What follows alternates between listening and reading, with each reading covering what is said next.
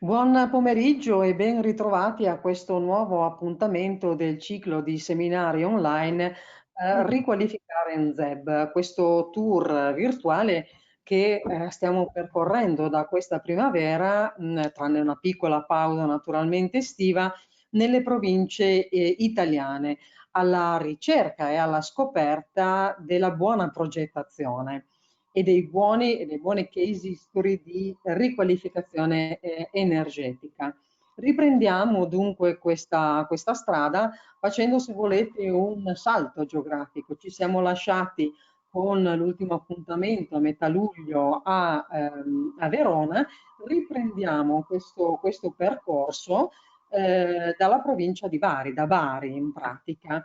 E lo facciamo andando a vedere la riqualificazione energetica di una masseria, queste case insomma della tradizione mediterranea che punteggiano il territorio pugliese, poi l'architetto che si è occupato della riqualificazione ce ne parlerà sicuramente meglio e andremo appunto a vedere questa riqualificazione con l'architetto Salvatore Paterno, che vedete già collegato e che saluto. Buon pomeriggio architetto. Buon pomeriggio, ben trovata. Perfetto. L'architetto da molti anni si occupa di progettazione, di riqualificazione degli edifici a bassissimo consumo energetico. Il tutto in un'ottica un po' particolare, che sarà un po' la parte introduttiva a questa case history, ovvero il significato del progettare in modo sostenibile. Cosa significa effettivamente progettare sostenibilmente nel 2020? Quello che possiamo certamente dire è che una progettazione sostenibile non può essere disgiunta dalla qualità dell'abitare. Solo in questo modo si dà effettivamente la possibilità di avere un edificio di qualità non solamente per il committente finale, per chi alla fine abiterà quell'edificio, ma avrà anche più possibilità di essere venduto sul mercato questo edificio. E di questo appunto ne parleremo con l'architetto Paterno, al quale do la parola tra circa 30 secondi, nel senso che prima appunto di lasciarle la parola voglio solo ricordare ai partecipanti che avete naturalmente la possibilità di interagire con l'architetto Paterno nella sezione domande, ponendo appunto le vostre domande, chiedendo dei chiarimenti all'architetto tramite in temposa persona, appunto tramite me. Architetto, allora io le lascio la parola e Sì. vediamo cosa significa progettare nel 2020 e poi cosa significa riqualificare un edificio molto particolare come quello, insomma, di una masseria. Prego, architetto.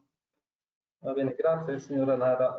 Quindi chiaramente, sebbene il tema riguarda la riqualificare NZ, in modo specifico qui parliamo di una masseria, quindi di un edificio datato orientativamente sarà stato costruito fine 800 a servizio appunto della produzione agricola e anche delle residenze nella zona sud di Bari in questo caso. A me quello che come dire, mi interessa anche oggi discutere è una condivisione con diciamo, colleghi e quello che possiamo dire in modo più ampio il mercato su quello che è gli obiettivi che in ogni progettazione, che sia sull'esistente o sul nuovo, dobbiamo avere, ossia dobbiamo cominciare sempre di più a coniugare ambiente economia. Perché salvare l'ambiente deve essere, come dire, il centro di un'azione economica, perché altrimenti, come ben sappiamo, tutto sta andando alla deriva se non abbiamo chiari quelli che devono essere i presupposti per la produzione industriale nell'edilizia, come in tutti gli altri settori dell'economia, ossia passare da un concetto meccanicistico a quello di economia circolare, come dire, non so se davvero abbiamo tanto tempo per garantire un futuro alle generazioni successive.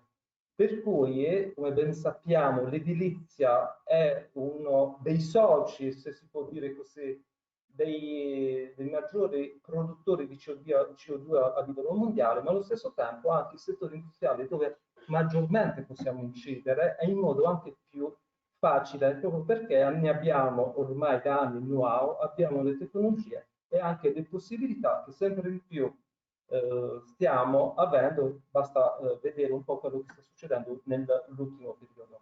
Per cui proporre al mercato immobiliare, che si può definire esausto, un nuovo modello abitativo, quindi non solo edilizia come tecnologia, ma proprio un nuovo modello di abitare in chiave sostenibile, deve essere la risposta vincente per vincere la sfida climatica.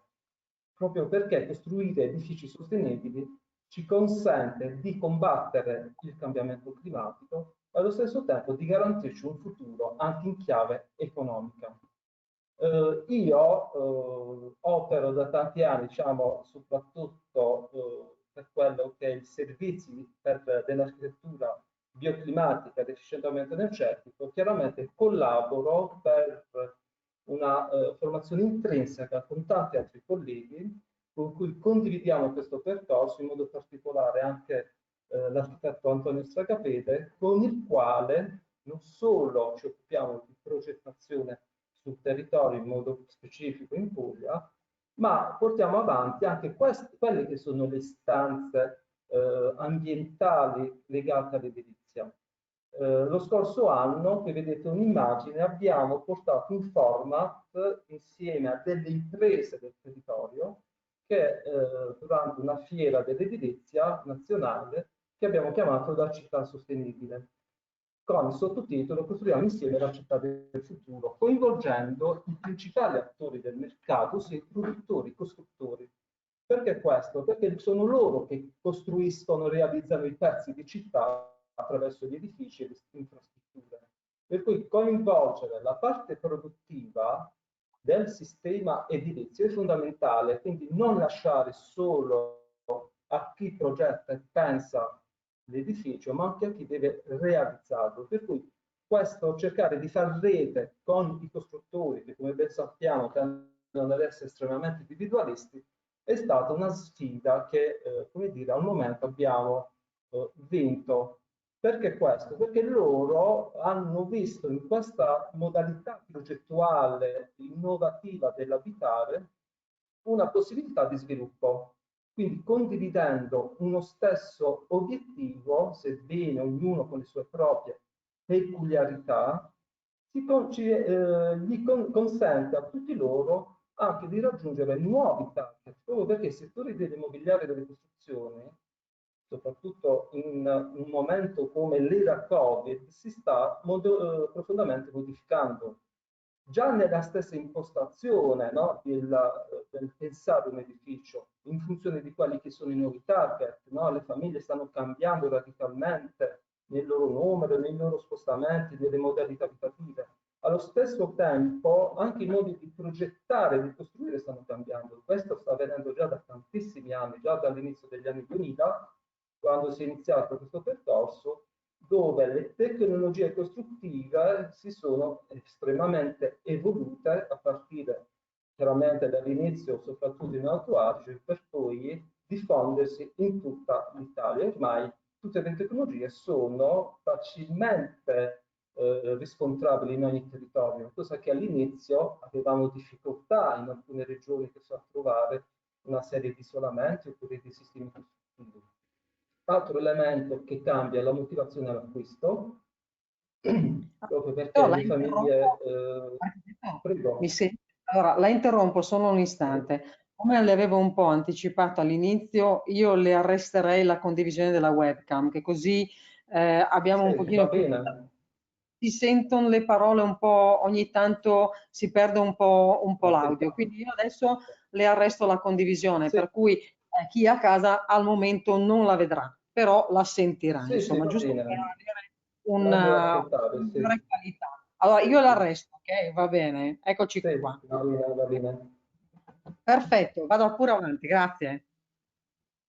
Quindi in questo cambiamento ci sono cambi anche nelle motivazioni all'acquisto di un'abitazione, legata anche alla sicurezza dell'investimento Un elemento che è sempre più preponderante viene fuori nell'edilizia è la comunicazione. Non a caso oggi siamo in questo tour virtuale che già con anche il Edicom Edizioni, come dire, percorriamo spesso qui sul territorio pugliese, per chiudere con il pricing, quindi anche la ridefinizione di quello che è il prezzo di acquisto degli edifici.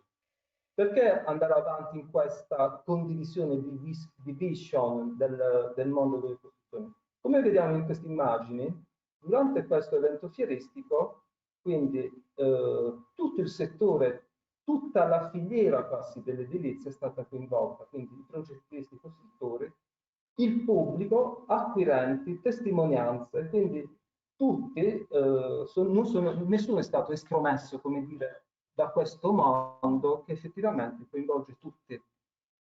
Proporre un metodo con questa nuova visione proprio per supportare imprese e tecnici, come è scritto nella slide, per realizzare immobili a delle elevate performance, non solo energetiche, ormai performance legate alla sostenibilità, ma anche a quelle che sono nuove istanze legate alla salute, alla salubrità.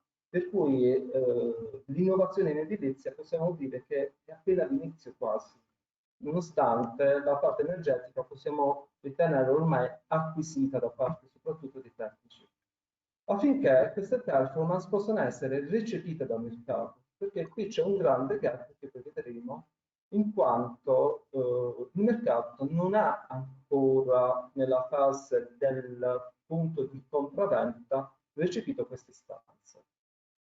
Tutto attraverso un percorso di industrializzazione specifico e strategico.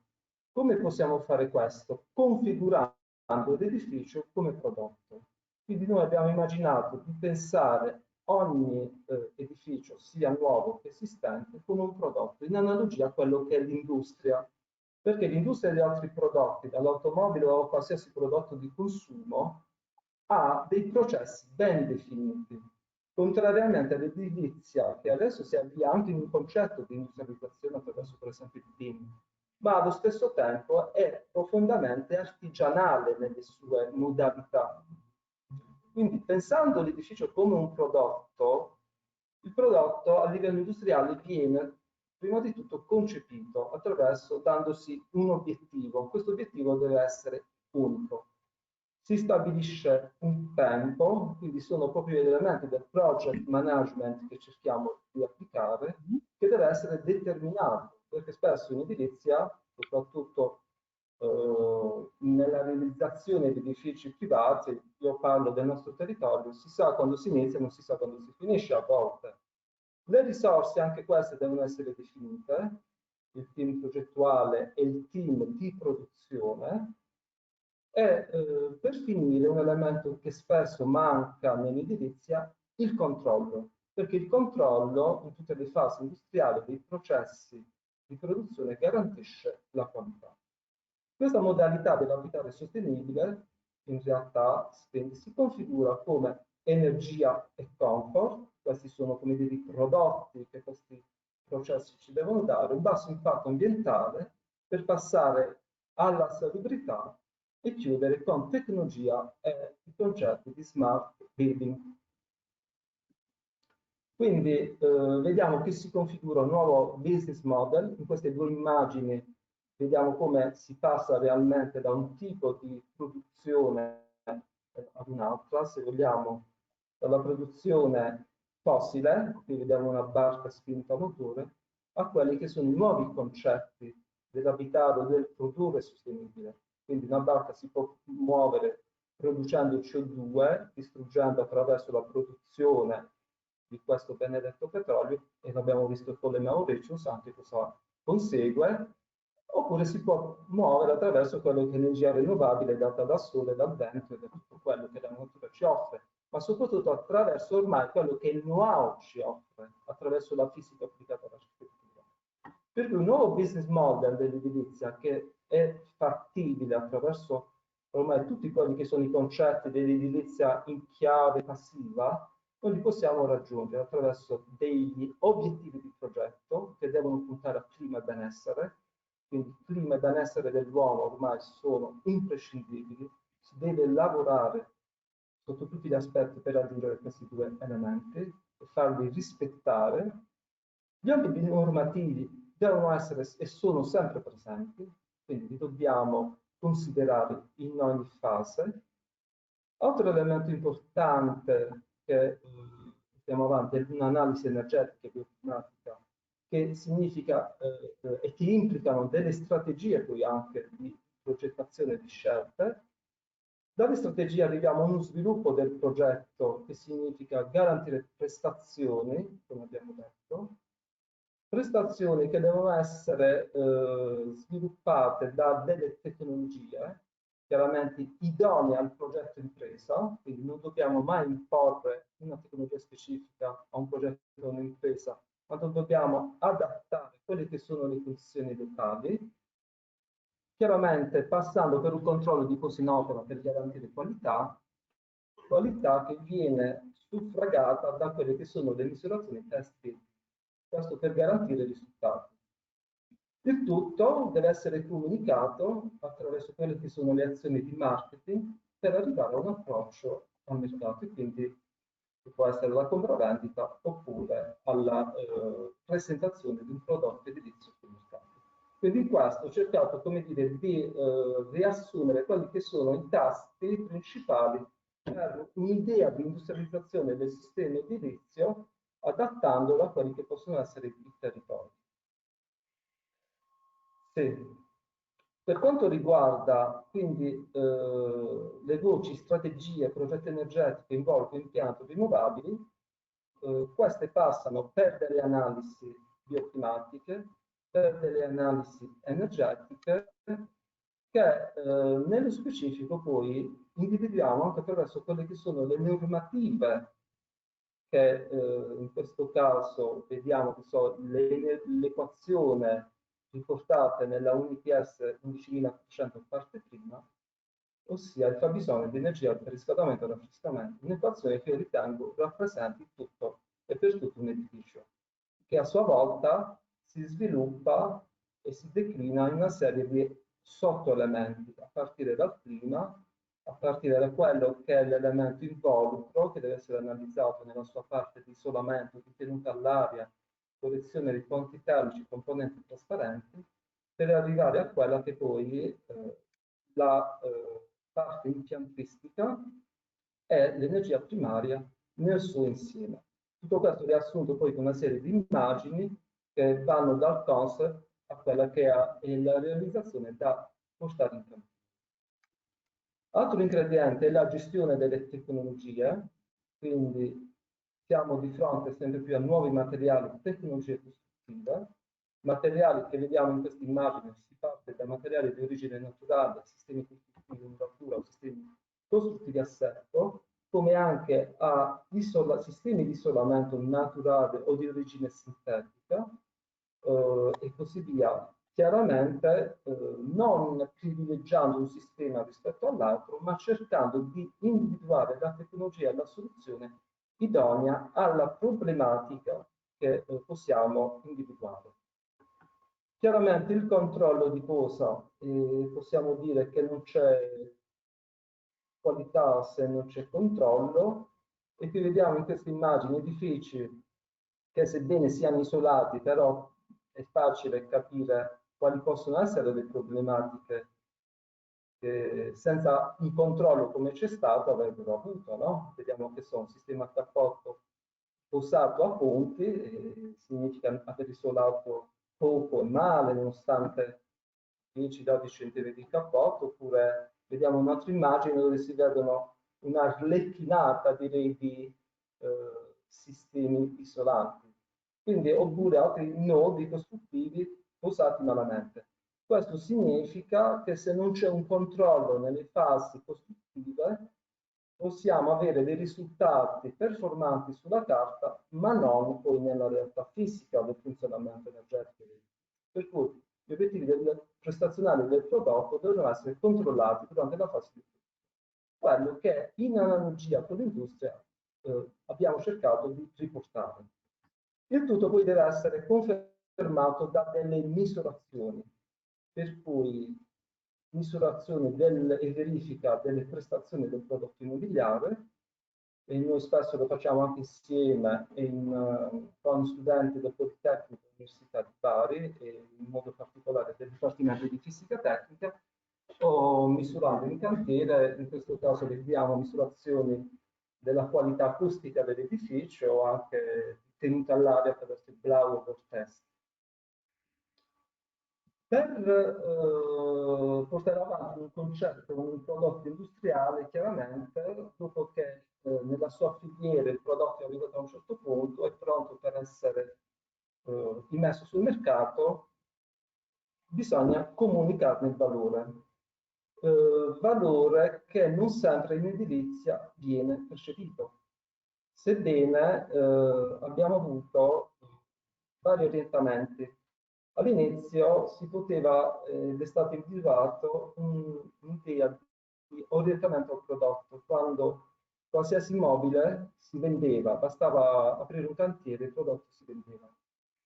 Poi è arrivata una crisi a partire dal 2008, per cui questo orientamento è diventato dal prodotto alla vendita, ossia si cercava di piazzare il prodotto immobiliare attraverso una riduzione, una guerra del prezzo, che non significa che non sia finita, ma comunque sia era predominante come atteggiamento da parte del mercato.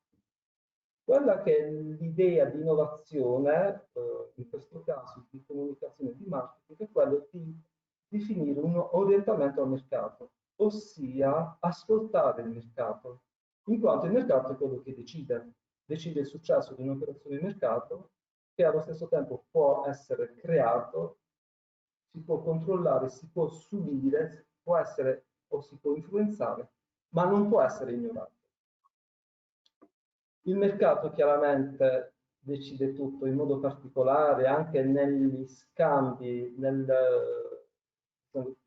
a livello di real estate, che negli anni passati si è basato soprattutto su un modello di business che ha privilegiato il capital gain, ossia il guadagno immediato dello scambio, non considerando la redditività. Redditività che chiaramente con edifici a basso consumo adesso viene fuori sempre di più, e per produrre redditività dal punto di vista energetico e di sostenibilità occorre cambiare i paradigmi costruttivi e progettuali.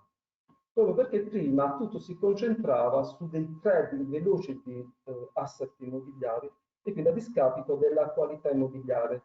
Io ricordo qui da noi non c'era edificio o operazione immobiliare che veniva definita perché si diceva si vende.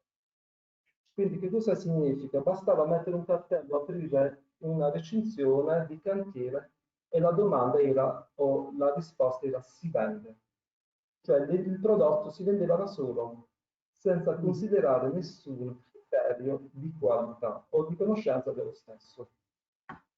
In questa situazione di crisi, per cui, emerge con forza una richiesta del mercato, direi dal basso, di un nuovo modello di concept costruttivo che riassume prestazioni energetiche e ambientali oltre che gestionali, considerando che per le famiglie l'uso spazio rappresenta il bene di consumo, per cui acquistare il bene spazio significa acquistare la propria modalità abitativa dipendendo chiaramente dal prezzo.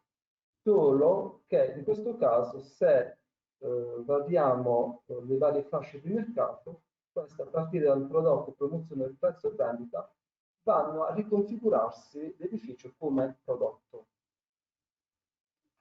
Qui riporto alcune diciamo, problematiche che sono venute fuori dal mercato reale, quindi anche dagli stessi istruttori, i quali spesso hanno lamentato questo elemento, ossia ai clienti interessa solo il prezzo più basso, altro che classe A o NZ o altri sistemi costruttivi. Perché hanno lamentato questo? Perché loro non, al momento, finora, non si sono comportati come si comporta l'industria, in quanto l'edificio prima, come ho detto, si vendeva da solo, non considerando che tenere il prezzo più basso, lo facciamo tutti, è un normale processo di acquisto, che vale per tutti i prodotti. Il problema è che il consumatore, attualmente, come lo siamo tutti, ci informiamo quando dobbiamo acquistare un'auto, un cellulare, di cui sappiamo tutto, quanta memoria, quante fotocamere ha e così via, mentre nell'azione di acquisto di un immobile tende a, come dire, ad avere meno attenzione sulla qualità costruttiva. Questo perché? Perché in edilizia, come ho scritto, è arrivato il momento di imparare a comunicare e vendere la qualità degli edifici, educando il consumatore all'acquisto più importante. Proprio perché l'acquirente, al contrario di tutti gli altri prodotti che sono imposti sul mercato, forniti sul mercato dall'industria, non ha mai investito nell'educazione all'acquisto. Per cui il prezzo si capisce, la qualità dell'immobile non si capisce. Non a caso i costruttori lamentano che tutti gli edifici in classe A o in Z sembrano tutti uguali, sebbene ci siano a volte veramente differenti differenze di costruzione e di progettazione. Per cui c'è una nuova sfida che è quella di far capire che sconto e prezzo non sono gli unici elementi di scelta per l'acquisto. Questo chiaramente nel mercato significa anche capire chi sono i principali attori, che io ho individuato in tre, ma attuali, ossia la produzione limitata come impresa, la vendita, che è il venditore agente immobiliare, chiaramente l'acquirente. Per quanto riguarda forse l'elemento chiave del mercato attualmente, direi che proprio il produttore impresa si può dividere in due settori, o meglio, in due tipologie. Il classico imprenditore, basato tutto su intuito ed esperienza, ed è quello che noi tecnici ci ritroviamo quando ci chiedono solo di far parte al comune, è quello che costruisce imponendo le sue modalità, è quello che chiede il solo prezzo più basso spesso, no? Per cui anche soluzioni progettuali più avanzate e più innovative non trovano riscontro. Invece comunque si sta affermando sul mercato, per fortuna negli ultimi anni, anche una nuova figura di imprenditore, che è quello che all'intuito dell'esperienza associa l'ascolto. Questo è un imprenditore, e lo vediamo soprattutto con edifici certificati con marchi di qualità, e da noi soprattutto chiaramente come Regione Puglia abbiamo il nostro protocollo IPAT regionale, che si è dotato anche di sistemi di controllo, per cui diciamo, l'innovazione sta sempre più entrando nei processi progettuali costruttivi. E questo sta facendo sempre più crescere una figura di imprenditore votato all'innovazione. Per quanto riguarda il mondo della vendita, anche qui abbiamo delle problematiche. Per un agente immobiliare vendere un edificio di altissima qualità o vendere un edificio scarso per lui è indifferente, lo vende allo stessa maniera, perché anche nel settore delle agenzie immobiliari manca quella formazione di consulente alla vendita. Per l'acquirente invece possiamo, come dire, giustificarlo un po' di più, in quanto se vede solo il prezzo, chiaramente non è un target congruo, quindi bisogna subito scartarlo. Se invece il mondo della produzione edilizia offre al cliente un valore, quindi si innesca un processo di vendita che lo porta verso una consapevolezza di acquisto diversa. In questo il mondo della produzione edilizia, quindi il produttore, l'impresa, può iniziare attraverso una catena del valore ad essere differente, attraverso un obiettivo strategico che non può essere banalmente la vendita, perché lo fanno tutti, ma è quello di creare valore attraverso la credibilità, per rendere e trasmettere al cliente un prodotto unico ed attraente dell'immobile. Come si può fare questo? E poi chiudo questa prima fase, valorizzando il team di progettisti e la stessa progettazione. Perché, come ben sappiamo, per esempio, l'architettura non sempre viene considerata come elemento chiave, principale. Spesso il costruttore acquista dei pacchetti indifferenziati di progettazione senza rendersi conto di quello che sarà il prodotto che metterà sul mercato. Per cui ci vuole anche un'innovazione sotto questo aspetto, nel proporre nuovi valori, e in questo ci sono, come ho detto, delle nuove istanze all'orizzonte. Siamo in fase di esaurimento, direi, per quello che riguarda gli aspetti energetici, perché dal prossimo anno comunque gli edifici devono essere per legge NZ, per cui c'è un livellamento della qualità energetica, ma quello che sta sempre più venendo fuori ormai sono le attenzioni verso la salubrità e seguiranno quelli che sono più nello specifico la salute, accelerati anche da questo momento Covid, direi, per passare poi attraverso quelli che sono i concetti di sensing e actuating, proprio per far sì che delle nuove modalità abitative che passano attraverso queste istanze, l'utente o l'acquirente, chi abita l'abitazione, venga non solo guidato, ma anche indotto ad avere degli atteggiamenti innovativi e proficui, orientati sempre di più verso la salute, non solo propria, ma anche una salute ambientale a tutto tondo.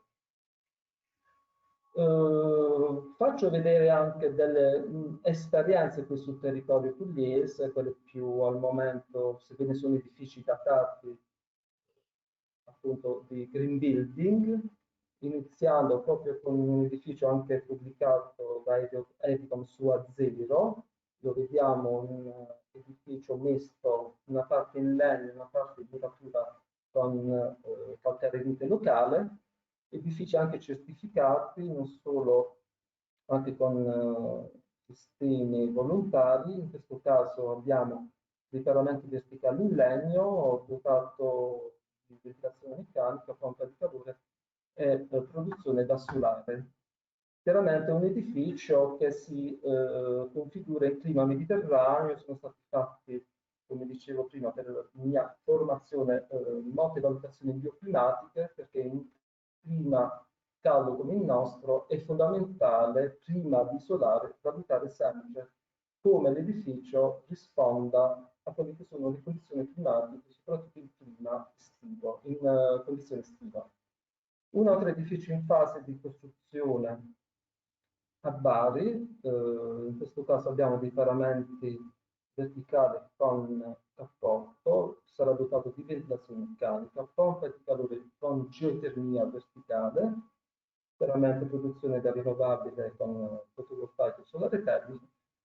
Un'attenzione particolare l'abbiamo posta in quello che ho chiamato design bioclimatico, in quanto l'edificio architettonicamente era completamente diverso ed è stato riformulato secondo quello che è stata una valutazione bioclimatica con il percorso del sole, tant'è che l'abbiamo voluto riportare in facciata con due segni, uno lo vediamo color giallo scuro che rappresenta l'estate e l'altro l'inverno, dando alle forme architettoniche una valenza bioclimatica, perché ogni forma poi è stata studiata affinché faccia penetrare l'irraggiamento solare all'interno e crei ombra a partire da fine maggio e per concludersi a fine settembre in estate.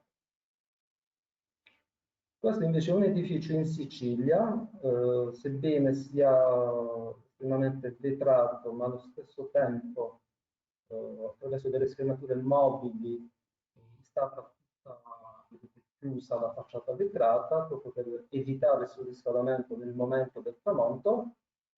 E anche questo è dotato di ventilazione meccanica, pompa di calore, valutazioni bioclimatiche e sebbene sia datato ormai da parecchi anni, si è avvalso anche di un accumulo di energia, per cui è un edificio che potremmo definire Energy Plus. Un altro edificio NZ in fase di costruzione a Bari, dotato di paramenti in laterizio a supporto, ventilazione meccanica, pompa di calore, per cui vediamo che le tecnologie bene o male si possono replicare. Quello che cambia invece sono le intrinsecità bioclimatiche che ogni luogo, ogni parte del territorio può avere. Questo è un altro edificio che ha anche ricevuto parecchi, sono in realtà due della stessa azienda, della Bedrone Walking, se lo vediamo anche, tutti e due casati Mag Gold e in modo particolare si caratterizzano per l'uso di materiali naturali, in particolare Case di Luce è il primo condominio in Europa in calce canapa, ed ha avuto anche un riconoscimento nella categoria Energy and Hot Climates, durante il Green Building Solution Award del 2016, mentre l'altro edificio è Villa di Gioia, anche questa pubblicata su Azzero, ormai nel lontano 2012, con cappotto completamente in su per l'autostato e laterizi locali. Chiudo con un altro edificio invece certificato anche dal Passive House Italia, con paramenti anche questi in calce e canapa, un edificio che approfondiremo magari in qualche pubblicazione perché è molto interessante, è stato studiato con molta attenzione anche da parte del Politecnico di Bari, in quanto oltre ad avere paramenti in calcagranite locale e calce e canapa, ha utilizzato anche degli scambiatori interrati, ventilazione meccanica, pompa di calore, solare termico e ultimamente ci sono anche delle batterie di accumulo. È un edificio completamente autosufficiente, ci abitano ormai da 2 o 3 anni e le condizioni interne si stanno rivelando veramente molto molto interessanti.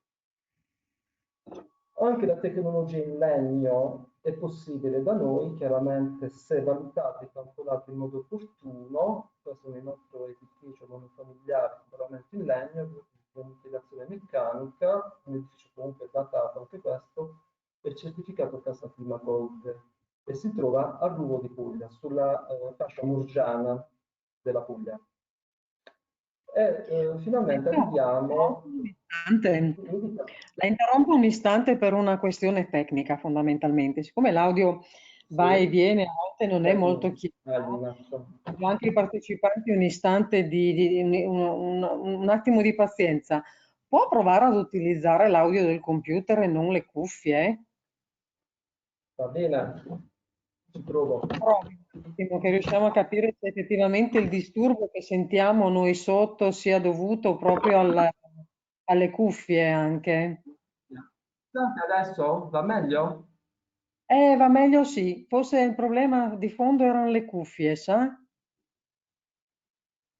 C'è qualcosa che devo ripetere nello No, specifico? no, no, in linea di massima abbiamo capito. Eventualmente, se vuole magari ripetere alcune cose degli ultimi casi studio che ha fatto vedere, che credo siano interessanti, perché nella prima parte abbiamo certamente capito, ma magari a grandi linee ripetere le caratteristiche di questi edifici che sono a bassissimo Bene. consumo energetico, in particolar modo questo qua, Ave Plus, Sì. l'importanza del bioclimatico in questo edificio, perché abbiamo visto come eh, la bioclimatica sia una parte fondamentale della progettazione di questo tipo di edifici, in particolar modo quando ci troviamo alle vostre latitudini, anche alle nostre, sia ben Sì. chiaro, quindi parlo del nord piuttosto che del centro, ma alle vostre latitudini sfruttare magari ventilazioni naturali piuttosto che orientamenti diventano quasi fondamentali in una progettazione.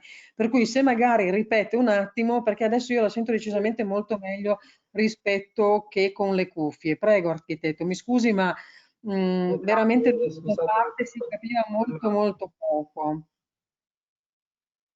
va bene, ripeto volentieri. Sì, Perfetto, sta come sentendo diceva, lo sforzo che noi abbiamo fatto in questi anni è stato proprio quello di valutare sempre dal punto di vista bioclimatico gli edifici, tant'è vero, fa parte della tradizione mediterranea la bioclimatica, lo vedremo anche nella masseria, dove abbiamo sfruttato quella parte, diciamo, intrinseca della stessa. Questo edificio, ma anche un po' per caratterizzarci, io e i miei colleghi come progettisti, chiaramente fare valutazioni bioclimatiche significa progettare in modo diverso, utilizzando anche sistemi progettuali molto avanzati, però ci consente di fare delle valutazioni che si trasformano in quelle che possiamo definire forma e performance. per cui la sostenibilità del segno prende un perché. Non limitarci a fare il solito cappotto, come un po' spesso si utilizza, utilizzare anche altre tecnologie e quindi non puntare solo su quella che è la riduzione dei flussi energetici, ma anche su quello che è lo scambio con il clima che troviamo, no? Di volta in volta. Quindi nell'edificio The Plus a Bari, in fase di costruzione, ormai hanno finito le murature, dal punto di vista tecnologico è stato previsto un paramento in laterizio con cappotto in EPS. Dal punto di vista impiantistico gli appartamenti saranno dotati di ventilazione meccanica, la produzione di energia avverrà con pompa di calore collegata a una geotermia verticale e della produzione di energia rinnovabile con solare termico e fotovoltaico. Quello che ha caratterizzato e sta caratterizzando molto questo edificio a Bari è proprio la soluzione di design bioclimatico, in quanto il progetto iniziale era completamente diverso, come tanti ce ne sono, perlomeno a Bari. Pertanto, che cosa abbiamo fatto? Abbiamo riconfigurato le forme architettoniche considerando il percorso del Sole durante l'anno, percorso che è stato evidenziato attraverso questi segni in facciata. Qui siamo facciata sud-est, dove appunto vediamo in azzurro il percorso del Sole in inverno e in ocra il percorso del Sole in estate. Le forme vanno a caratterizzare gli ombreggiamenti e il soleggiamento durante l'anno affinché diciamo, durante la condizione estiva gran parte della facciata vada in ombra, per cui se torniamo all'equazione dei fabbisogni termici sappiamo benissimo che l'assorbimento solare delle facciate si ridurrà tantissimo, come anche i carichi solari sulle parti trasparenti. E questo ci consente non solo di avere un comfort interno migliore, ma anche di avere una notevole riduzione di energia per raffrescamento. Allo stesso tempo, invece, queste forme ci consentono durante l'inverno di avere la penetrazione del sole all'interno chiaramente degli alloggi mediante quelle che sono le finestrature. Ci sono anche degli elementi mobili chiaramente che vanno a sopperire magari giornate particolari o particolarmente soleggiate, che può essere la fine dell'estate o l'inizio primavera, proprio per garantire una certa flessibilità. Ma tutto l'edificio è concepito proprio per garantire una qualità architettonica, bioclimatica e che funzioni insieme a tutto quello che è l'apparato termofisico di cui è dotato.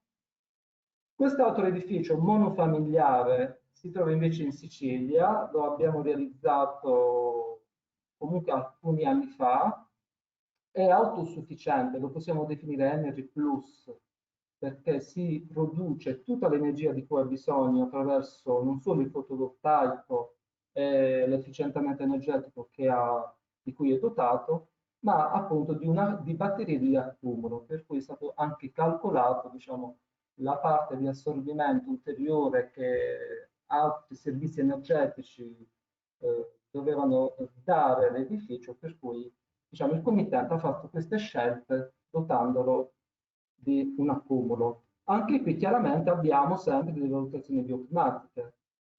Sebbene c'è stata dal punto di vista architettonico una richiesta di estrema trasparenza delle facciate, perché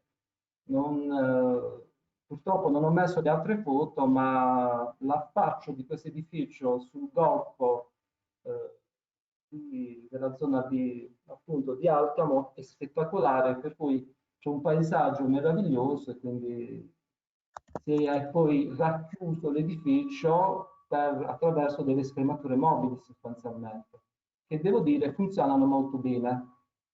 Ottimo. Questo invece è un altro edificio in fase di costruzione al centro di Bari, oltretutto usufruisce del piano casa, quindi è stato applicato il protocollo Itaca della Regione Puglia, che ripeto, oltretutto ormai uno dei più avanzati come sistema di protocollo idrica in Italia, dotato anche dall'ultima delibera regionale che ha introdotto sistemi di controllo, e quindi come abbiamo detto, quando c'è il controllo c'è qualità, per cui insomma ci saranno delle svolte molto interessanti. È un edificio anche questo che sarà dotato di rapporto termico, ventilazione meccanica, pompa di calore e chiaramente produzione sia termica che fotovoltaica da solare. È un edificio a lotto intercluso, per cui le valutazioni bioclimatiche in questo caso, sebbene sono state fatte, ma chiaramente l'orientamento, come dire, un po' costretto in questo caso, per cui abbiamo più che altro valutato la possibilità di creare delle ventilazioni trasversali naturali.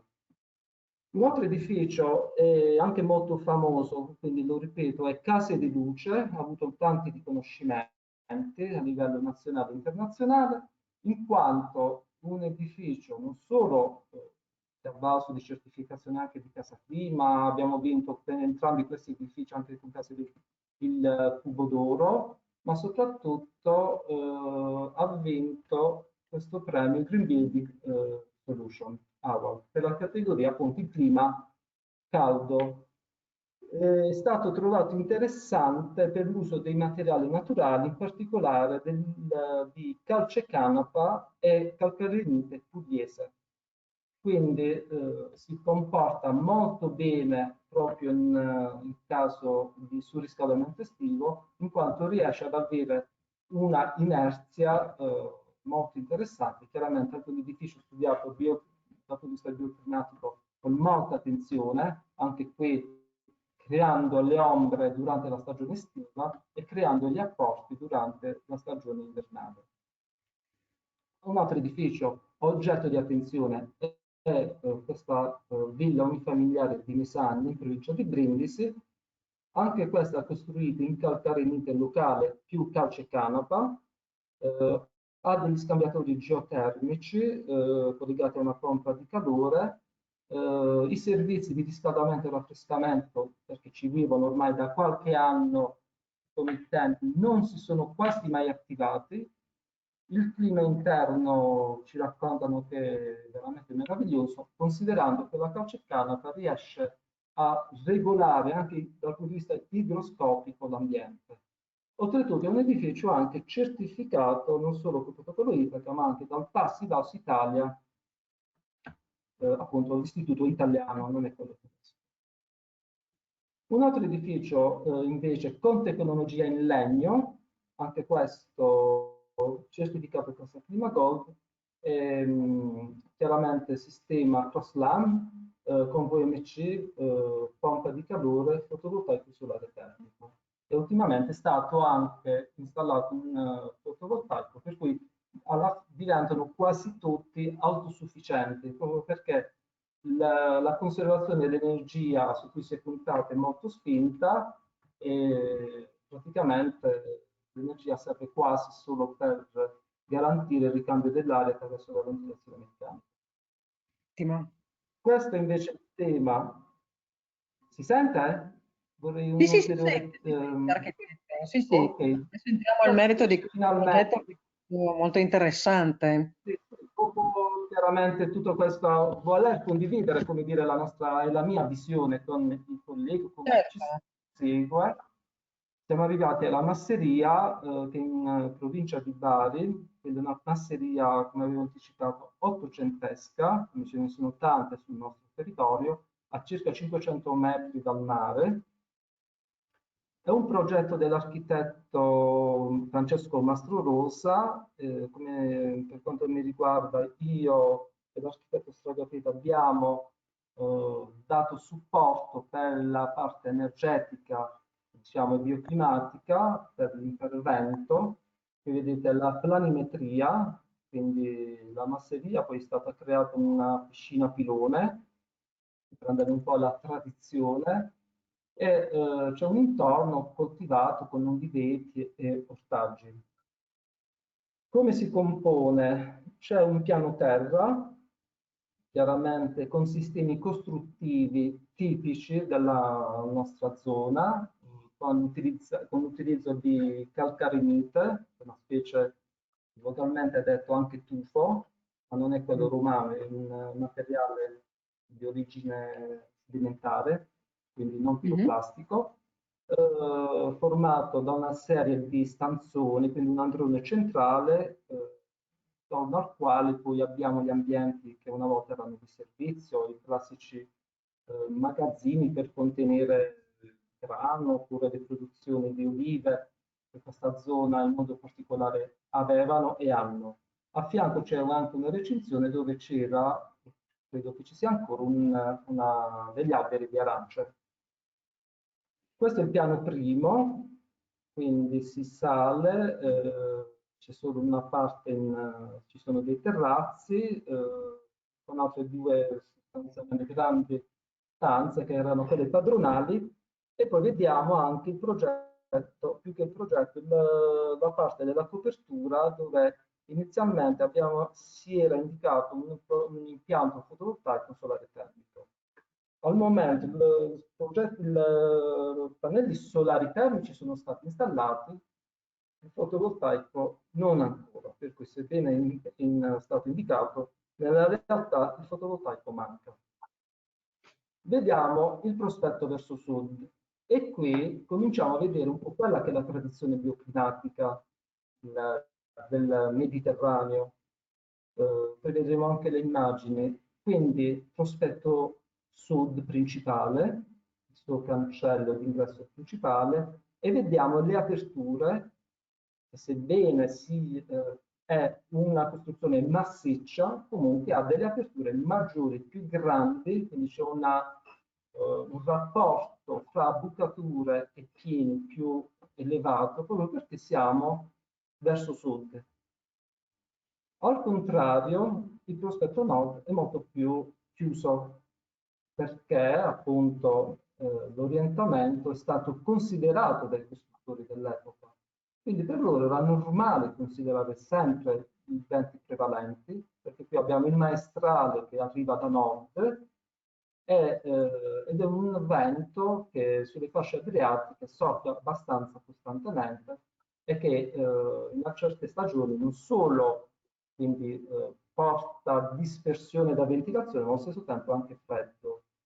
Qui invece vediamo i lati est e ovest, tutto sommato anche questi abbastanza chiusi, proprio per difendersi da quello che è l'irraggiamento estivo, che è particolarmente preponderante nell'orientamento est ed ovest. Qui vediamo le sezioni, la longitudinale, con chiaramente dove si possono apprezzare le volte, quindi sistema costruttivo portante, con le classiche lamie, quindi venivano detti i lamioni, proprio le lamie venivano proprio perché utilizzate per soggiornare durante tutto l'anno, ma anche per essere utilizzate come magazzini. Questa è un po' l'analisi che abbiamo fatto per individuare poi chiaramente il volume lordo riscaldato, chiaramente una forma abbastanza semplice, quindi piano terra e piano primo, con una superficie lorda riscaldata di circa 1800 metri, una superficie utile netta di 1246 metri. Chiaramente abbiamo individuato anche quello che è il volume netto riscaldato. Perché questo? Perché fa parte di quello che è l'equazione di dispersione della parte di ventilazione. Per l'analisi energetica siamo andati avanti nel suddividere, individuare tutti gli spessori murari e abbiamo individuato nello specifico 6 spessori tipologie murarie. Quindi alcune sono più sottili, le vediamo soprattutto nei paramenti a est e a ovest, mentre gli altri paramenti, proprio per anche probabilmente l'abbiamo associato alle motivazioni di scarico delle volte, dove abbiamo degli elementi a spessore, quindi su alcuni fronti, invece sui laterali, infatti abbiamo una volta a botte che vediamo su fronte sud, una volta a crociera sull'altro lato, e quindi sono paramenti non particolarmente portanti. Lo stesso lo vediamo anche questa analisi sul piano primo, dove ci sono comunque altre individuate altre tipologie murarie. Poi abbiamo individuato le superfici orizzontali disperdenti, che sono di 3 tipologie, con un pavimento verso terreno, solaio verso esterno, sarebbero i terrazzi, e il solaio di copertura. Adesso capiamo però cosa volevano e hanno voluto la committenza. Loro volevano una vita confortevole quando vanno in questa masseria, perché è una masseria sia residenziale ma anche di piccole produzioni. Volevano e hanno voluto valorizzare al massimo la preesistenza, quindi nessuna invasività in evidenza, quindi non si poteva chiaramente trasportare né dall'interno più di tanto né dall'esterno assolutamente, ottimizzare i livelli di comfort, contenere i consumi energetici, possibilmente, e possibilmente utilizzare materiali naturali e l'uso di ecodesign negli oggetti. Quindi questi sono, tra virgolette, gli obiettivi e anche i vincoli che il progettista e noi come supporter energetici abbiamo dovuto rispondere. Quindi come soluzioni strategiche cosa abbiamo fatto? Abbiamo valorizzato al massimo l'inerzia termica dell'edificio e l'orientamento che appunto i nostri avi ci hanno già trasmesso in questo edificio. Abbiamo comunque fatto un'analisi bioclimatica del soleggiamento e introdotto un pergolato, che vedremo successivamente. Abbiamo isolato esclusivamente i paramenti più sottili, disperdenti, con interventi poco invasivi. Abbiamo sostituito gli infissi con l'obbligo di portarli in analogia a quelli esistenti, inserimento di spallette e nodi infissi, VMC con recupero più tenuta all'aria, proprio perché ci sono venti che in alcuni momenti, come il maestrale, sono molto intensi, per cui si è giocato su quella parte dell'equazione che tende a disperdere dall'aria. Per quanto riguarda la soluzione impiantistica, c'è stata inserita una pompa di calore integrata con una caldera a condensazione, che devo dire non parte mai, sia per riscaldare che per produrre acqua calda. L'installazione di pannelli solari per produzione e integrazione di acqua calda sanitaria, predisposizione per installazione di pannelli fotovoltaici, poi hanno voluto pannelli radianti a pavimento con massetto a spessore in corcio pesto, più 20 convettori per il raffrescamento. Quindi questa è un po' l'impostazione strategica in volo in piano. Qui vediamo dunque l'analisi che abbiamo fatto su ogni paramento. Abbiamo isolato esclusivamente i paramenti più sottili che erano di 34 cm in calcarente e l'abbiamo isolata con 10 cm di fibra di legno più del fibrogesso. Abbiamo utilizzato la fibra di legno perché è compatibile con questa specie di tufo, quindi non crea, non solo isola, ma non crea neanche tensione. Abbiamo utilizzato comunque un telo idrovariabile verso l'interno per evitare poi formazione di condensa e quant'altro nel paramento. La trasmittanza inizialmente della parete era di circa 1,22 ed è stata portata a 0,30. Quindi questi sono gli unici paramenti verticali isolati, gli altri li abbiamo dovuti lasciare e quindi calcolarli in funzione del loro spessore reale, che spesso arriva anche a superare il metro. Per quanto riguarda le superfici orizzontali disperdenti, le volte, quindi le superfici orizzontali delle coperture, non c'è stata la possibilità di isolarle, e comunque considerando che sono delle volte, si comportano, abbiamo fatto comunque un calcolo di elementi finiti, funzionava tutto sommato perché hanno uno spessore solo in chiave tutto sommato ridotto, ma comunque stiamo parlando almeno di 60 centimetri, per poi raggiungere spessori notevoli. Invece abbiamo isolato tutto quello che era la superficie controterra e qui abbiamo utilizzato dell'XPS, chiaramente perché controterra è l'isolante indicato, e Una domanda, in più... posso interromperla un istante? Volevo Prego, fare prego. una domanda. Sentendo appunto l'elenco, insomma, la descrizione delle stratigrafie, lei parlava appunto dell'isolamento dall'interno per l'utilizzo della fibra di legno, quindi un materiale naturale come aveva richiesto la committenza, invece poi per il pavimento controterra avete utilizzato XPS. Come mai è stato utilizzato XPS? Magari c'erano forse altre alternative, definiamole più naturali, più sostenibili, e invece è stato preferito l'XPS. Penso ad esempio a un vetro cellulare che magari ha altri costi, può avere sicuramente altri impatti dal punto di vista della produzione, eccetera. Però, ad esempio, a me era venuto in mente questo come materiale che fosse forse un pochino più consono all'idea di materiali naturali. Come mai quindi la scelta dell'XPS? Sì, sembra un po'... No, è molto semplice, in quanto il vetro cellulare, per esempio, quella villa di Mesagne abbiamo utilizzato nel Sì, sottofondo tutto vetro cellulare.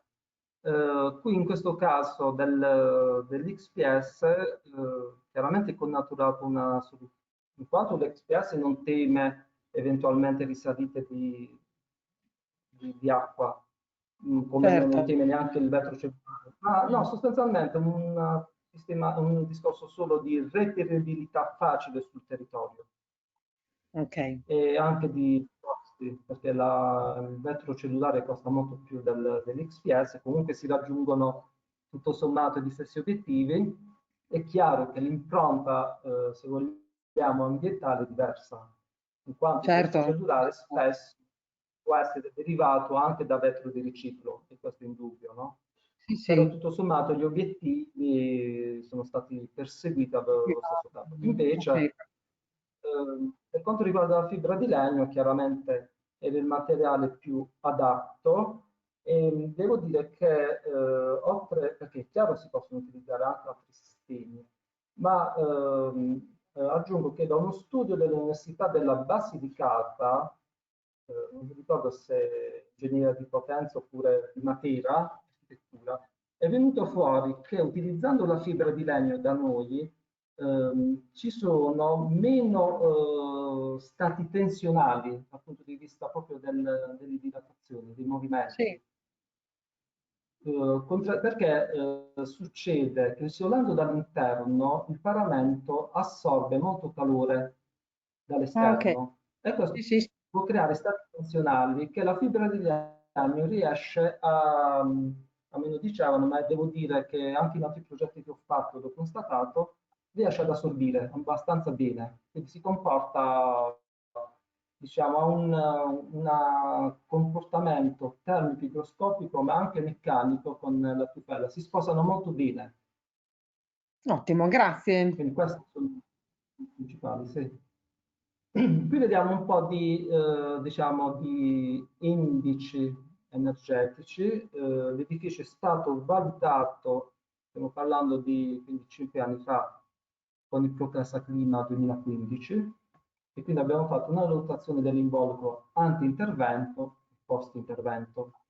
Quello che subito balza all'occhio è il coefficiente medio di trasmissione globale, quindi la trasmittanza media, che vediamo passare da 1,02 a 0,76, come anche guadagni e perdite di calore, che vediamo appunto siamo a sud di Bari, esattamente Monopoli, quindi anche parametrato rispetto a Bari, c'è stata una differenza del QT, quindi anche della abbastanza interessante, nonostante abbiamo operato solo su alcuni paramenti verso terra e gli infissi.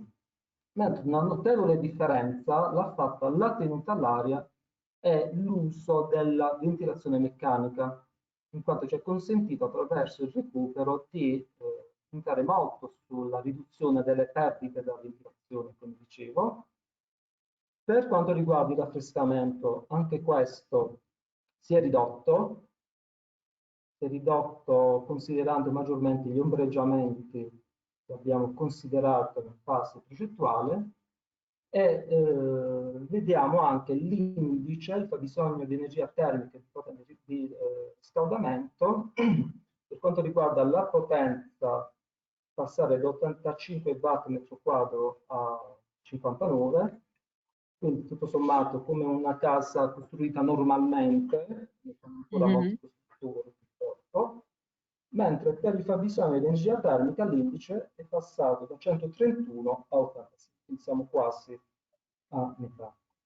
Per il fabbisogno di raffrescamento, chiaramente gli edifici, soprattutto con quella inerzia, con quelle massività in cui anche il clima, sono sempre stati concepiti affinché potessero essere, come dire, raffrescanti, per cui comunque si passa già da un indice basso, tutto sommato, sul resistente, ridotto alla metà, quindi da 22 a 11, e anche il fabbisogno di raffrescamento e di umidificazione ha visto una riduzione notevole. Per quanto riguarda invece il fabbisogno di energia primaria, vediamo nella valutazione dell'anteintervento abbiamo circa un indice di 234 kWh metro quadro anno, mentre nella valutazione energetica post-intervento siamo scesi, chiaramente questo riguarda l'indice di prestazione energetica primaria solo per climatizzazione invernale, a 46. Per cui una differenza notevole, quindi quelle azioni che sono state apportate, direi in modo strategico, hanno avuto comunque il bluro del riscontro, anche non isolando completamente l'edificio, proprio perché era impossibile. E qui lo vediamo nelle fasi di cantiere, per cui uno dei requisiti da parte della committenza era... Prego? Questo è il fronte sud che avevamo visto prima nei disegni. Esatto. Quindi uno dei requisiti proprio vincolanti era la persistenza nella sua integrità esterna e interna, possibilmente, no? E qui lo vediamo il paramento con le sue croste del tempo, che chiaramente tende a essere anche una crosta protettiva, tutto sommato, questo è il materiale di cui stiamo parlando. È stato fatto un cordolo perimetrale intorno al corpo di fabbrica per aumentarne, per consolidarlo tutto sommato, mentre non abbiamo avuto grossi problemi sulle volte, sugli altri paramenti, tranne qualche cuci-scuci. Qui vediamo invece la situazione che era all'interno verso terra, per cui proprio è stato ripulito il più possibile perché c'era proprio del terriccio. Si è arrivati quasi vediamo un po', il basamento sempre in tufo, poi chiaramente è stato livellato con vedo dell'argilla espansa, è stato fatto un ulteriore massetto e poi abbiamo applicato poi vedremo successivamente il pacchetto. Qui vediamo anche una differenza di colorazione diciamo, del calcarenite, perché chiaramente abbiamo una prima base con una tipologia che si chiama Pozzarolo, sempre lo stesso materiale, però si trova a profondità diverse nelle cave, e uno ha un uso, con un livello di compressione maggiore rispetto a quello dei paramenti murali, per cui veniva utilizzato per creare i basamenti.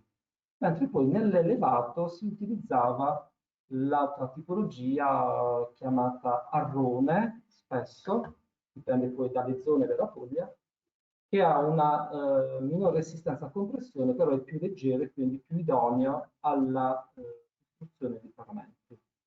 E quindi vediamo poi anche com'era la situazione, considerando che questo edificio negli anni 70 era comunque usato e abitato e nel piano superiore avevano chiaramente anche deturpato quello che era la visione antica dello stesso edificio con le solite piastrelle anni 70 e quant'altro, per cui avevano un po' rovinato. E qui vediamo anche delle tracce di impianti e quant'altro che erano state realizzate. In alcuni, qui vediamo un pezzo di terrazzo, anche questo con le sue croste che hanno anche nel tempo impermeabilizzato completamente le volte. Qui vediamo qualche elemento in acciaio che chiaramente serve, è stato utilizzato per consolidare alcuni paramenti. Qui vediamo le volte, qui vediamo parte del piano superiore, come dicevo, abitato negli anni 70, quindi è stato ripulito proprio per ricreare l'antica atmosfera che gli abitanti hanno voluto a tutti i costi. Questo è il massetto poi sulla parte verso terra dove abbiamo utilizzato dell'XPS, sul quale poi a sua volta è stato impostato il pacchetto radiante con cocciapesto. E qui erano i punti dove più c'è la possibilità di isolare. Qui vediamo invece gli elementi, questa è la parete da 34 dove avevo inserito in ogni infissi delle mini spallette proprio per ridurre quanto più possibile perlomeno la dispersione degli infissi nel nodo. E qui vediamo anche lo spessore poi che doveva accogliere la fibra di legno sulle pareti da 34. Okay. Ecco, vediamo lo spicconamento per quanto è stato possibile della ripulitura di intonaci anni 70 per riportare un po' quello che era la volta. Si vede dell'intonaco sottostante, magari inizio Novecento e così via. Qui alcune parti che sono state isolate con la fibra di legno, dettagli degli infissi, sono stati utilizzati degli infissi in metallo a taglio termico, però vedete addirittura riportando e facendo evidenziare le saldature per creare un po' infissi, diciamo un po' tipici che alcune masserie tuttora riportano. È stato fatto comunque il taglio nelle soglie, poi chiaramente coperte dal quarto lato. Qui vediamo anche gli scuri delle persiane, che chiaramente sono tipiche e sono state riutilizzate, reinserite proprio per garantire la riduzione dell'apporto solare. E qui vediamo un po' quello che è la situazione dei terrazzi. La centrale termica con il suo boiler, la caldaia e la pompa di calore. E qui vediamo un po' l'interno, dove è stato rifatto un intonaco sulle pareti e il pavimento in cocciapesto.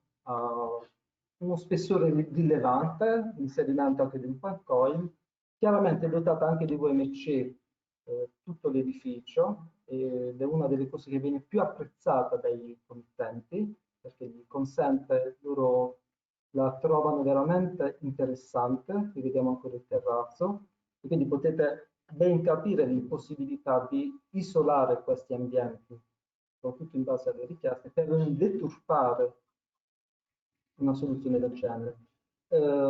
Invece una cosa interessante che è venuta fuori dalle valutazioni bioclimatiche, davanti al prospetto sud è stato ricreato e creato questo pergolato che ha chiaramente la funzione di creare ombra, oltre un ambiente all'aperto dove fare colazione, sostare e quant'altro, ma per ridurre anche la radiazione diffusa e riflessa che in estate chiaramente è molto elevata in queste zone. Vado in conclusione. Un aspetto molto interessante, data anche la sensibilità dei committenti, era stato quello di recuperare tutti i materiali in questo caso vediamo un pezzo di pietra, una pila che era stata ritrovata nei campi, oppure porte recuperate, oppure arredi tutti recuperati, a volte trovate anche in vecchi magazzini, perché in questo c'è stata anche l'idea di non sprecare energia, per cui compensare la produzione di nuovi oggetti che dovevano consumare energia con oggetti già prodotti è sembrato quasi anche una compensazione per quelle pareti non isolate. Quindi sotto questo aspetto è data un'ulteriore visione energetica anche nelle finiture e negli arredi, per cui anche vediamo quelli che sono i rubinetti, sono proprio pezzi di tubi ricostruiti per creare proprio lavandini, rubinetti e scarichi. Ecco, questa è la visione poi finale, il prospetto sud con il suo pergolato, chiaramente c'è anche un ambiente di un certo tipo, con una piscina che con questi piloni recuperati ricorda comunque i vecchi piloni dove spesso magari gli animali si abbeveravano, quindi per contestualizzare, unire un po' quello che è il comfort moderno con le tradizioni antiche e soprattutto evidenziato anche dal salvataggio di un ulivo centenario che all'interno della masseria, insomma, era messo male ed è stato un po' Triste. recuperato a vita e adesso riprende a produrre. Credo che con questo ho finito e per il momento vi ringrazio. Allora, architetto, io intanto la ringrazio, ho una domanda da farle, per cui se riesce, allora, intanto io provo di nuovo a darle la condivisione della webcam, così la rivediamo dopo un'oretta circa. Sì. Eccola qua, perfetto. Allora, le dicevo, se riusciamo a tornare quando ha fatto vedere il serramento, perché c'è una domanda ancora più su, se non mi sbaglio, ancora un paio. Eccola qua. Ci chiedono se, se la soglia è passante in questo caso qua, oppure se avete tagliato proprio la soglia. No, come ho detto, il quarto lato, sotto abbiamo messo dell'XPS e la soglia è stata tagliata, proprio Ottimo. perché avendo, come dire, poco margine per isolare e quindi dove si poteva isolare senza far vedere l'abbiamo fatto, soprattutto in questi dettagli del taglio termico oppure di inserire la spalletta isolata e quant'altro.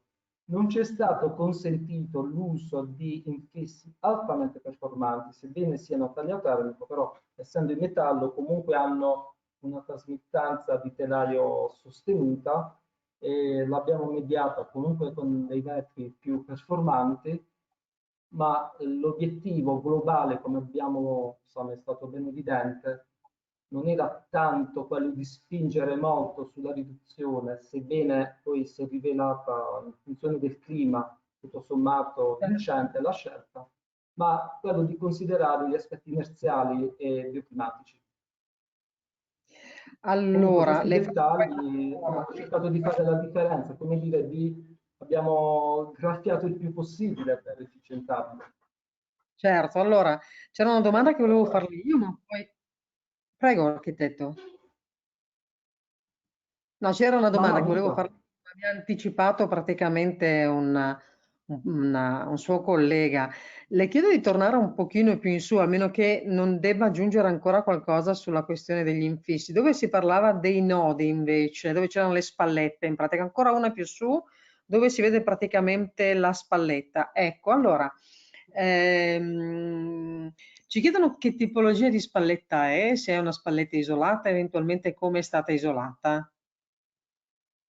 No, no, è isolata è in EPS su una base in OSB impermeabilizzato, credo sì, con del film plastico e rivestita con del fibrocemento Ok. e poi è stata pinteggiata di bianco, ma sono appunto delle spallette che abbiamo inserito e hanno tutte dimensioni diverse proprio in funzione di quello che era il paramento murario che veramente certo. arriva ed ha una quantità di spessori infinita. Allora, architetto, ancora una domanda. Prego, prego. Qui si può vedere sul quarto lato, poi abbiamo inserito un taglio termico con dell'isolante, no? Certo. Per cui quando poi la finestra è stata installata è stato tagliato Ecco, questa in era la continuità successiva con il domanda che testo viene chiedevano fuori. appunto come era stato gestito il quarto lato in pratica del telaio, però appunto l'ha appena spiegato lei. Gli unici punti dove si riusciva a coniugare la non visibilità dell'intervento con la riduzione dei flussi. Perfetto. Una cosa che volevo ancora chiederle io, che è una domanda un pochino più, se vuole, generale, che quindi riguarda un po' un lavoro di recupero come questo. Innanzitutto i complimenti, da molti dei partecipanti per il recupero che è stato fatto, non alterando la preesistenza, insomma, storica dell'architettura, insomma, almeno dove non si poteva farlo, o meglio, quello che si è potuto fare è stato fatto, però nel rispetto assoluto dell'architettura e della preesistenza. Quello che volevo chiederle io è questo: in interventi come questi, visto che voi, lei e anche l'architetto Stragapede siete da anni, come vi dicevo all'inizio, che lavorate su questi progetti, quanto conta, lo dico sempre, ma lo chiedo a tutti, quanto conta una direzione lavori o la presenza in cantiere di un progettista? Allora, la direzione lavori e quant'altro è tutto, è quello che fa la differenza. E io aggiungerei, l'ho dimenticato di dirlo nella parte di industrializzazione, che ci sono ormai punti di vista diversi. Il punto di vista che io ritengo e noi riteniamo fondamentale, che e deve diversificare ormai noi tutti i progettisti, si chiama progettazione integrata. Per cui questo intervento è stato fatto in modo, diciamo, integrato con il progettista generale, quale anche il direttore dei lavori, che è stato affiancato in tutte queste fasi, diciamo, specifiche della parte energetica da noi, ma in modo non uno dopo l'altro, insieme, quindi integrando i saperi e le conoscenze che ognuno può portare.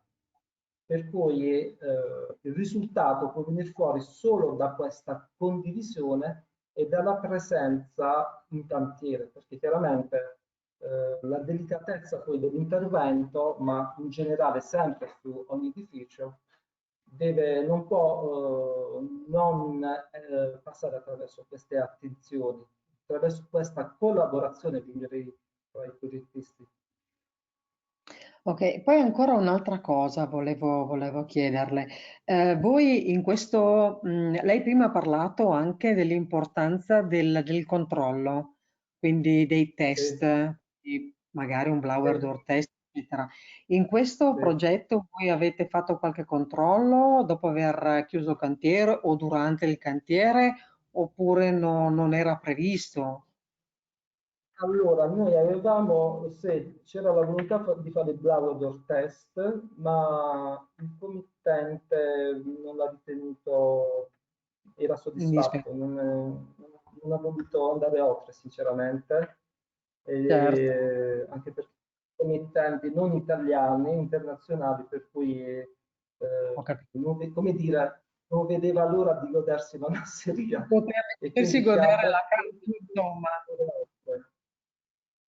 Vedo che c'è Però un... diciamo la non misurata in questo caso, ci siamo affidati in moto comunque alla nostra esperienza. Ok, che sento delle voci. Un'ultima domanda. Prima ha fatto accenno facendo vedere tutta una serie appunto di progetti dove voi siete stati o consulenti piuttosto che progettisti diretti, eccetera. Ha parlato appunto della calcecanapa, che è un materiale molto, molto particolare anche.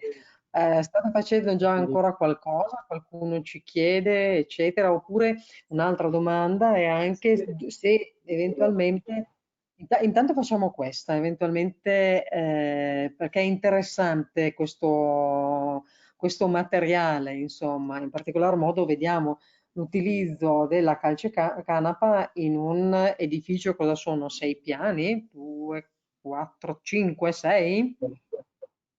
7 Ecco. piani, compreso il piano terra. Sì, allora, questo intervento, case di luce, adesso fa parte comunque di un intervento di rigenerazione urbana, per Mhm. cui in questo momento si sta realizzando sul lato opposto a quello che vediamo nell'immagine un altro edificio che si chiama Case di Luce nel Verde, Mhm. sempre in Calcecanapa, e sono appartamenti a vendere, per cui come dire, fanno parte del mercato, perché a volte parlare Mhm. di edifici altamente sostenibili sembra quasi che siano di nicchia. No, questi sono tutti edifici che vengono realizzati da costruttori che fanno il loro lavoro, che cercano e vendono, di gente comune che ci vive con le loro famiglie, per cui poi è chiaro che riportano la loro soddisfazione in questo modello abitativo così differente dal solito e sta creando molto interesse. Quello che a me piace, ma è piaciuto anche tanto alle giurie, non solo nazionali ma internazionali, di questo edificio, che oltre a risparmiare tanta energia durante la fase di gestione, ehm, riduce, o meglio, attraverso l'uso della calcecanapa, è lo stesso cantiere che ingloba la C2, perché come ben sappiamo la canapa nel suo crescimento fissa tantissima CO2, più di un albero, più di tanti alberi. Per cui quello che è stato valorizzato e che ci piace anche riportarlo qui man mano in altri edifici che ci fanno realizzare il calcecanapa è proprio l'idea che lo stesso cantiere va a come dire, congelare della CO2. Per cui ben vengano questi esempi, magari si riescano sempre di più. È chiaro che edifici di questa è stato ritenuto questo comunque l'edificio più grande in Europa, non so adesso se è stato superato in Dolce Canapa, è la dimostrazione di come anche materiali naturali possono essere utilizzati su scala più grande, no? Perché altrimenti Certo. sembra che i materiali siano ridotti solo a esperimenti, case piccole oppure villette di appassionati. Invece il Un'ultima passo che dobbiamo fare è proprio quello di andare oltre, quindi avere una visione molto più ampia, appunto industriale dell'edilizia. un'ultima domanda, architetto, vedendo un po' anche... Ah no, vedo. Allora, beh, faccio prima una domanda sulla calcia canapa, che è arrivata Sì. adesso, che ci chiede se è stata utilizzata sia all'interno che all'esterno. Forse magari non si è capito bene il materiale in sé, perché Di che cosa? Della calcecanapa? sì, cioè la calcecanapa qua. Nello specifico, Allora, di cosa? qui che la Sì. calcecanapa è stata realizzata sia in interno che in esterno, però qui proprio è la struttura che è realizzata in calcecanapa, se Allora, non la ricordo struttura, male. no, la struttura statica è classica, quindi è Sì, in cemento armato. i Tutti i tamponamenti, paramenti ecco. sono interno, dico subito, 10 cm di calcarenite Mhm. e tutto il resto della parete è in calcecanapa, con una media di pareti dai 40 ai 45 cm. Ottimo, perfetto. Allora, torniamo un attimo al progetto del recupero della masseria con un'ultima domanda, visto anche l'ora, in particolar modo al Cocio Pesto, quindi siamo praticamente alla fine. Le chiedono come è stato realizzato e come è stato posto in opera. Allora, per realizzarlo è stato chiamato un artigiano della Valle d'Itria, perché sono tecnologie, tecniche che si stanno perdendo nella tradizione. E ci sono qualcosa in più nel Salento che utilizzano queste soluzioni, Mhm. ma da noi si sta un po' perdendo questa tradizione. Quindi, diciamo, nella vicina Valle d'Itria si è trovato un artigiano che ancora riusciva e riesce a utilizzare questo materiale, per cui ci si è avvalso di gente, diciamo, un po' datata sotto questo aspetto. Ma certo. No, l'importante è anche riuscire nel recupero del progetto a recuperare anche se vuole, un mestiere ed una tradizione che effettivamente è veramente di nicchia, insomma, perché si trovano già dei preparati per il cociopesto, ma non è come fare il cociopesto effettivamente. No, non è facile Eh, perché nel Salento si trova qualcosa in più e ci sono artigiani che utilizzano mm, anche per fare gli intonaci, addirittura la terra cruda, ottimo. proprio terra che trovano all'interno dei cantieri, sono bravissimi. Però, diciamo, dal punto di vista diffusivo non c'è tanta gente in grado di realizzare queste soluzioni. Purtroppo è una Certo. tradizione che si sta perdendo. Allora, architetto, direi che siamo arrivati alla fine, perché anche abbiamo sforato un po', ma insomma ci sta, ecco, anche perché il progetto era molto interessante, anche quando ci ha detto lei a introduzione, insomma, di questo incontro online, un nuovo modo, insomma, di capire il progetto, di vedere il progetto in modo tale da essere, da produrre qualcosa, da realizzare qualcosa che possa essere poi essere venduto, essere goduto ed essere di qualità. Per cui allora io la ringrazio, architetto. Una cosa solamente, perché ho visto che un paio mi hanno chiesti. Mi chiedono, se si possono trovare delle informazioni maggiori su questo progetto. E sì, lo faremo perché abbiamo una pubblicazione su Azero, Ecco, per lo ha detto cui lui. Io aspetto il materiale adesso, mi raccomando. Perfetto, ecco, volevo la conferma appunto dell'architetto Paterno, lo troverete in forma un pochino più estesa, sono dei prossimi numeri appunto di A0 che si occuperà appunto di riqualificazione. Comunque architetto, allora siamo arrivati alla fine di questo incontro, io la ringrazio naturalmente per la sua disponibilità e per aver condiviso questo progetto con me, naturalmente anche con tutti i partecipanti. Ringrazio naturalmente anche i partecipanti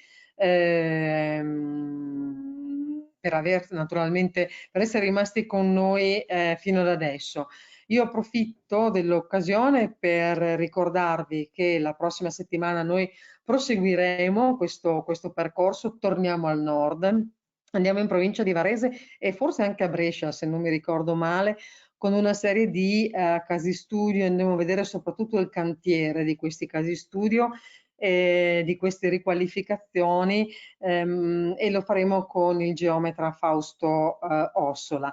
Ricordo però a tutti voi che avete partecipato oggi che avete la possibilità di vedere anche tutte le altre iniziative sul web di Edicom Eventi, proprio sul sito di Edicom Eventi, dove poi troverete tutta la nostra offerta formativa che rinizia appunto è riniziata con la giornata di oggi.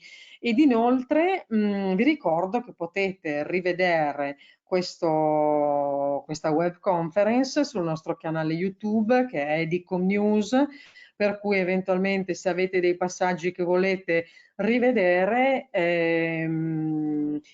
lo potete trovare insomma tra qualche giorno. Una risposta la do io a un partecipante che mi chiede su che numero verrà pubblicato, quello di dicembre, quindi l'ultimo numero dell'anno, perché il prossimo numero, quello che sta uscendo adesso, dedicato alla riqualificazione, il prossimo alla nuova costruzione e quello di dicembre di nuovo alla riqualificazione. Quindi dovete aspettare un paio di mesi, però lo vedrete pubblicato appunto sulla rivista. Architetto, di nuovo grazie per la grazie a sua voi. disponibilità e grazie naturalmente a tutti voi che avete partecipato a questa web conference e vi auguro una buona serata. Buonasera a tutti.